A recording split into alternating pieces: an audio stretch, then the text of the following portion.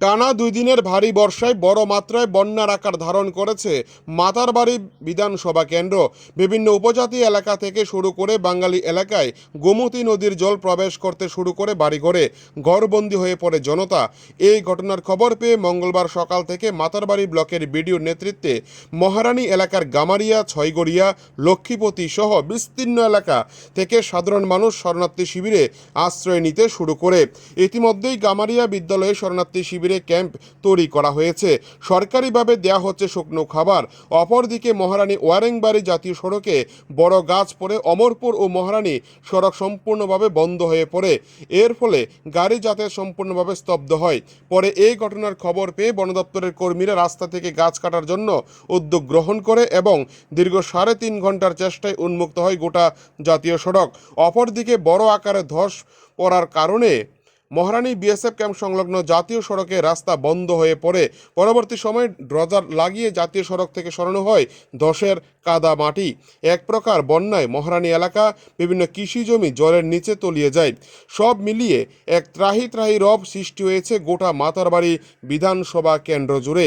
মঙ্গলবার সকালে বন্যা কবলিত এলাকাগুলি পরিদর্শন করেন বিধায়ক অভিষেক দেবরায় সহ ব্লকের বিডিও এবং স্থানীয় নেতৃত্বরা। পাশাপাশি এক কৃষক জানায় এ বন্যার ফলে ব্যাপক ক্ষতির শিকার হয়েছে কৃষি প্রবণ এলাকা মহারানী। সরকার থেকে যেন পরবর্তী সময় সাহায্য করা হয় সে আবেদন রাখেন কৃষকরা। গোমতী নদীর জল বন্যার কারণে বেড়ে যাওয়ার ফলে এই ধরনের বন্যা সৃষ্টি হয়েছে মহারানী সহ গোটা উদয়পুর মহকুমা জুড়ে। উদয়পুর থেকে নিজস্ব প্রতিনিধি টিভি 100 বাংলা। সমস্ত ব্যবস্থা করা হচ্ছে। যে জায়গায় মানুষ আটকে আছে সেখান থেকে বোট দিয়ে তাদেরকে আনা, নৌকা দিয়ে তাদেরকে আনা, যেখানে যেখানে জলমগ্ন হয়ে গেছে তাদেরকে উঠিয়ে আনা, নিরাপদ স্থানে উঠিয়ে আনা। আমাদের মেইন সড়কটা আটকে ছিল, আপনারা সকলেই জানেন। প্রশাসনের তরফ থেকে উদ্যোগ নিয়ে সেটাকে সমস্ত গাছপালা যেগুলো ধস নেমেছিল সেগুলোকে পরিষ্কার করা হয়েছে এবং প্রশাসনের তরফ থেকে ব্যবস্থা করা হচ্ছে বিভিন্ন জায়গায় খাওয়া দাওয়ার ব্যবস্থা। ব্যক্তিগতভাবে আমি এমএলএ হিসেবেও সমস্ত যতগুলো শরণার্থী ক্যাম্প হয়েছে সেখানে বিস্কুট থেকে শুরু করে কলা, মুড়ি, এই সমস্ত বিষয় আগামী 1 ঘন্টার মধ্যে আমি পৌঁছে দেবো। আর আমার সমস্ত স্তরের কার্যকর্তারা কাল 4টে থেকে এই স্থানীয় লোকাল যারা কার্যকর্তারা আছে ব্যাপকভাবে সবাই নেমে রেস্কিউর জন্য চেষ্টা করছে এবং এটা এলাকাবাসীও বলবে। আমাদের যেখানে যেখানে সদ্য জয়ী মেম্বাররা হয়েছে, পঞ্চায়েত সমিতি, জেলা সমিতি, আমাদের দলীয় কর্মী যারা আছে ভারতীয় জনতা পার্টির, সবাই সমস্ত স্তরের কর্মী সমর্থকরা নেমে মানুষের জন্য কোনো অসুবিধা না হয় এই দুর্যোগপূর্ণ দিনে ভারতীয় জনতা পার্টি এবং সরকার মানুষের পাশে আছে। এবং সকাল থেকে শর্মাপাড়া, আমাদের গামারিয়া এবং আমাদের ছগড়িয়া, তারপর মাতাবাড়ি, কান্দি, ওই সমস্ত জায়গাগুলো তো জলমগ্ন হয়ে গেছে। সেগুলো অলরেডি জল তো নিচের দিকে নামছে। যদি আরও ভারী বর্ষণ হয় হয়তো আরও জল বাড়তে পারে। তো আমরা অলরেডি প্রশাসনের সাথে কথা বলে আমরা বলেছি যে নিচু জায়গাগুলোতে যেখানে যেখানে মানুষ আছে এরকম ভেবে যদি চলে যায় রাত্রে যদি আবার বর্ষণ হয় তাহলে বিপদে পড়ে যাবে। তো সমস্ত জায়গায় সেফ জায়গায় স্কুল, গামারিয়া স্কুল, ছগড়িয়া স্কুল, ওই সমস্ত জায়গায় যেন তাদের নিয়ে যাওয়া হয় এবং খাওয়া দাওয়া থেকে শুরু করে কোনো কিছুর অভাব প্রশাসনের তরফ থেকে এবং ভারতীয় জনতা পার্টির পক্ষ থেকে করা হবে যেন কোনো অসুবিধা মানুষের না।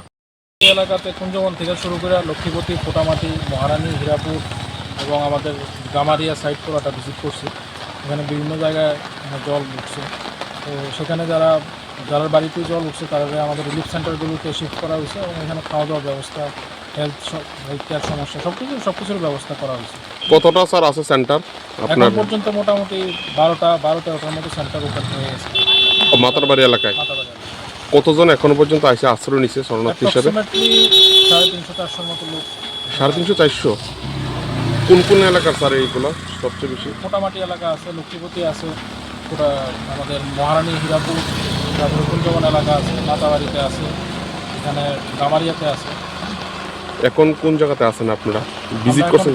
গামারিয়া স্কুলে যে রিলিফ সেন্টার আছে ওখানে ভিজিট করলাম। তাদের খাদ্য সামগ্রী কি ব্যবস্থা করা হয়েছে প্রশাসন থেকে?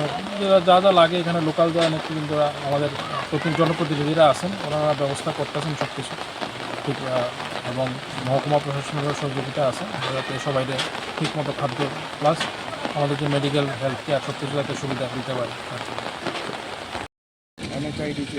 क्या हुआ है प्रॉब्लम? अभी तुरंत करवा देता हूँ। कितने बजे होगा रोड क्लियर?